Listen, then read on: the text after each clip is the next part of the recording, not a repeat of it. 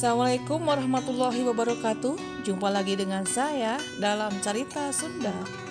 Cerita ini diambil dari buku saya sendiri yang berjudul Beja Keur Barudak. Kali ini saya akan menyajikan cerita Ngarit. Let's listen up. Ngarit. Meureun teu sakabeh budak ngalaman ngarit da teu pernah ngingu-ingon-ingon. Ngan karereanana baruga sato domba-domba mah atawa embe. Pernah eta ge di tahun 80-an pamarentah merek kelenci keur unggal kulawarga sajodo, jalu jeung bikang. Katelahna teh kelenci gibas. Keur nu teu sakola mah atawa gawe liana, ngarit teh bisa iraha wae, aya isuk-isuk, beurang atawa sore. Samemeh ngarit kudu diurus heula kandang sato teh ameh teu rarujit, urut rampen jeung kokotorna. Biasana digunukeun we di juru ngarah babari ngaluarkeunana. Gede pisan gunana rarampen jeung kokotorna teh pikeun gemuk pepelakan. Rarampen jeung kokotorna teh dicicingkeun heula heuleut sabulan mah. Satuluyna ditanggungan ku tolok dibawa ka sawah tawa ka kebon. Beda tina gemuk kimia ti toko, gemuk ti kandang mah moal nanaon lamun kalobaan teuing teh. Pepelakan tamah hejo jeung morontod. Manfaat ngarit teh untung ku 2 ku 3 keur patani mah. Kahiji, sato inguan keur banjel-banjeleun hirup pareng aya pangabutuh itung-itung yang celengan. Kadua, atuh moal susah lamun minareng aya rejeki hayang kurban. Katilu, teu kudu susah mikiran meuli daging lamun pareng rek hajat tinggal mencit. Kaopat, gemuk rarampen alus pisan keur tutubuhan, cukup ngorehan ti kolong kandang wae. Sanggeus ngurus kandang beres, regeyeng karinjang diselendang kana tonggong, make lama keur pangaitna. Tara ieu babahanan ari ngarit mah. Cukup kumawa karinjang jeung arit nu seukeut meunang ngasah. Tempat ngarit rupa-rupa saperti di sisi gawir walungan, di gangan sawah, di kebon atawa di leuweung.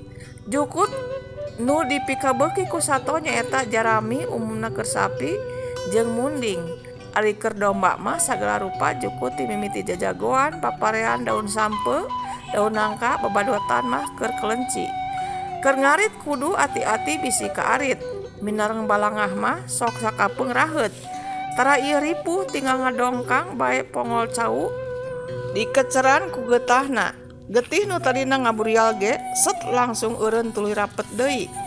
Karinjang can pinuh mah tara waka balik. Pareng ngarit disolokan atawa susukan mah sok neangan reumis heula atawa impun jeung tutut.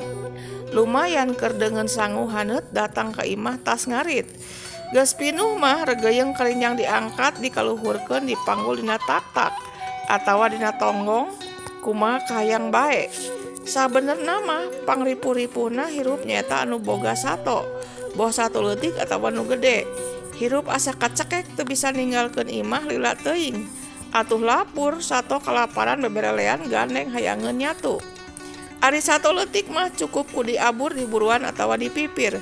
Cukup ku neangan pacokeun sorangan ku kituna ngarit teh tara elat unggal poe teu kaliwat. Kumaha jadi nyaba ka Bandung teh Kang? Mang Arnasan tumanya ka Kang Juned. Heueuh nu matak bingung ieu teh, kasaha nitipkeun si Jalu? Tembal Kang Juned. Naha make bingung? Keun da aya kuring si Jalu mah, pok Mang Arnasan.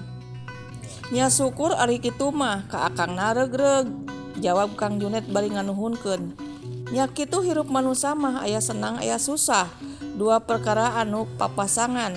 Bungahna ngarit lamun dina usum hujan, rupa-rupa jukut harejo di mana-mana lakar daek ngaritna. Susahna lamun keur usum panas, jukut loba nu paeh. Atuh wayahna ngarit teh rada jauh ti lembur. Nu boga sapi atawa munding mah sok lumpat ke lembur batur neangan jarami teh. Tara make motor jiga ayeuna. Basajan wae ditanggung ku rancatan tinggal nojoskeun kana beungketan jarami regeyeng dibawa. Ngarit minangka pakasaban sampingan keur urang lembur mah. Itung-itung ngalatih ngeureut neuneun minangka tabungan ari keur kapepet. Itulah cerita ngarit. Terima kasih sudah menyimak. See you.